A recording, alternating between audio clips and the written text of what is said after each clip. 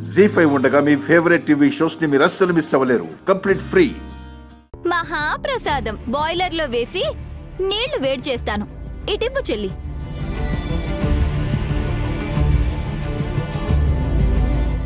సుమనా, అరే ముక్కలు చేస్తే అలా చూస్తూ ఉన్నావేంటి? అర్రవేంటి?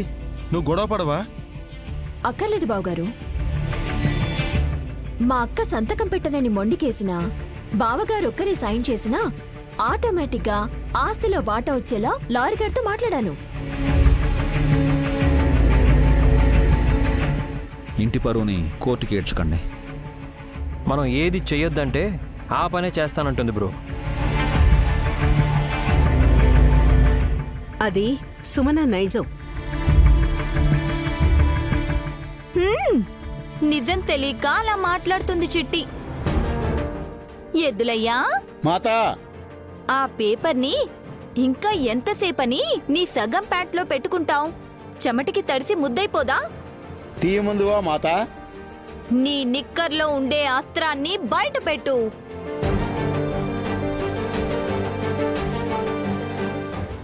అబ్బా, ఎలా అర్థమవుతుందో ఏంటో సరిగ్గా చెప్పవే. సీనియర్ సిటిజన్ అవ్వడానికి 6 అడుగుల దూరంలో ఉన్నాడు. ఆయనకన్నీ తెలుసులే. తీయవయ్యా ఎద్దులయ్యా. అంబా శివశంబా.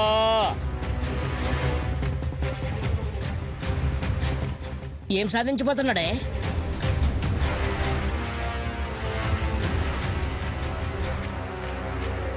ఇది అస్త్రమా? దస్త్రం. తను చదవగలదు, తెలుగే కదా, సమస్య ఏం లేదు. ఇవ్వు. మీరేదో ఫిట్టింగ్ పెట్టారని తను టెన్షన్ పడుతుంది. రే విక్రాంత్, హెల్ప్ చేయరా. చదివి పెడతాను బ్రో.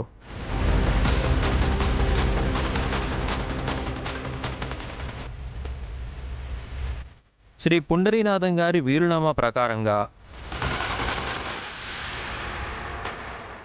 బిడ్డ పుట్టాక ఏ కొడలికైనా ఆస్తిలో సరిసమానంగా వాటా ఇవ్వాలి.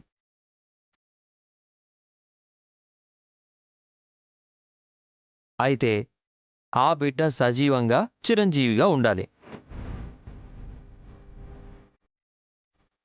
సజీవం అన్నా చిరంజీవిగా ఉండటం అన్నా రెండూ ఒకటే కదా. తేడా ఉందత్తయ్య. మీకు చెప్తే మా చెల్లికి కూడా అర్థం అవుతుంది కాబట్టి క్లుప్తంగా చెప్తాను, వినండి.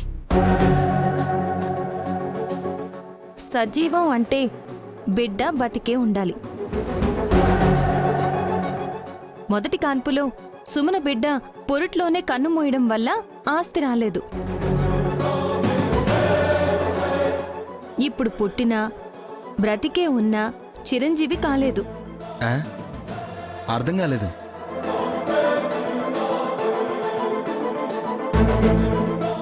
మా బీరకాయ భర్తకి ఇంకా లోతుగా చెప్పాలి చెల్లి.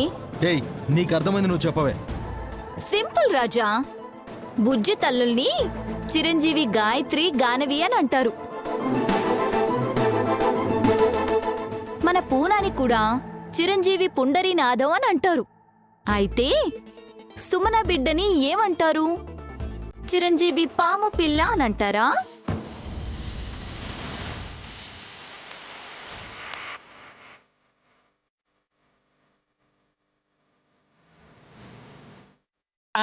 అలా ఎందుకంటారమ్మా? అలా అంటే ఎవరైనా ఊరుకుంటారా? పేరు పెడితే ఆ పేరుతో పిలుస్తారు కదా. నాగయ్య అంటే వస్తాడు, పెద్ద బొట్టమ్మ అంటే వస్తుంది. పేర్లున్నా సరే పావులనే అంటారు.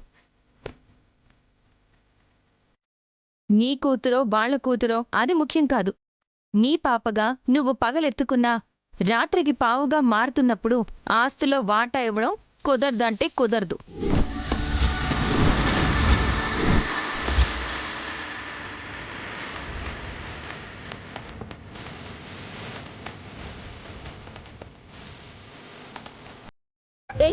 ఎందుకు అలా పోరు పెట్టుకుని ఏడుస్తావు?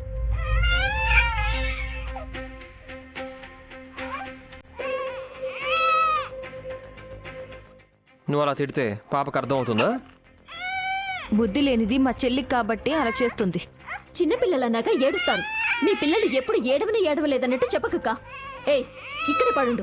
సుమనమ్మా ఎత్తుకున్నాక కూడా ఏడిస్తే నేనే చేయగలను. సుమన సుమనమ్మా కనీసం పాలైనా ఇయ్యమ్మా. కలుపుకొని వచ్చేదాకైనా ఆగాలి కదా. నీ పాలే పట్టు. ఈ పిల్ల పాము పిల్లని, ఆస్తి రాదని మా అక్క తేల్చేసింది. ఇప్పుడు నేను పాలిస్తే నన్ను పీల్చి పిప్పి చేసేస్తుంది. దీనికోసం నేనెందుకు ఆరోగ్యం పాడు చేసుకోవాలి? అసలే సన్నగవుతున్నాను.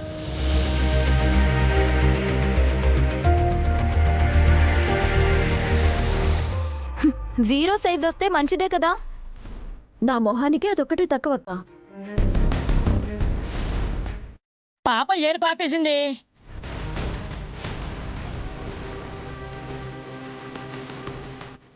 పామైంది కాబట్టి.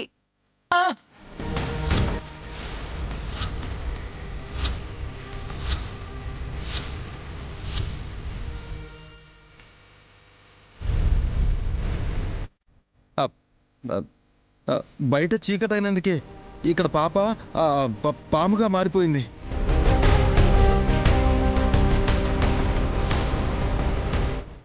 నేను ఎప్పుడో చెప్పాను నీ అత్తలేదు. చదువు ఇప్పుడు ఎక్కవే ముందు పెట్టుకో, నేను చూస్తాను. ఇప్పుడు ఎత్తుకోవడానికి వీలవదండి. ఇంకెక్కడ ముద్దు పెడతాను. ఎవరూ భయపడాల్సిన అవసరం లేదు.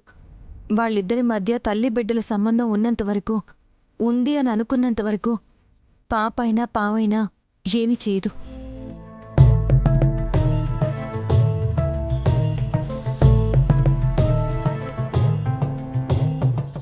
ఇప్పుడు చెప్పు చిట్టి, ఇలా ఉంటే ఆస్తి ఎలా ఇస్తారు? మీరు ఇవ్వకూడదని నిర్ణయించుకున్నాక నేను ఎన్ని ప్రయత్నాలు చేసినా లాభం ఉండదని అర్థమైందక్క.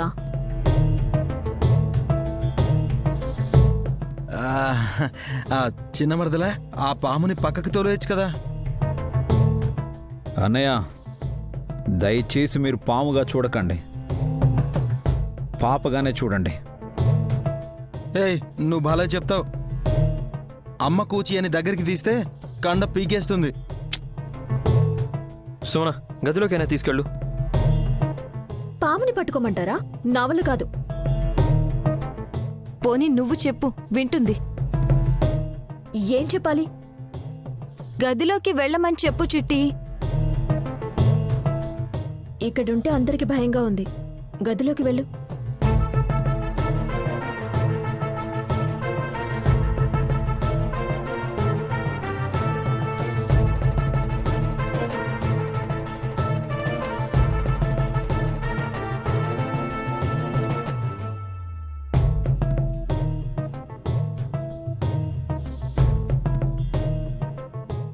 జీ5 యాప్ డౌన్లోడ్ చేసి అన్ని ఎపిసోడ్స్ పూర్తి ఉచితంగా చూడండి.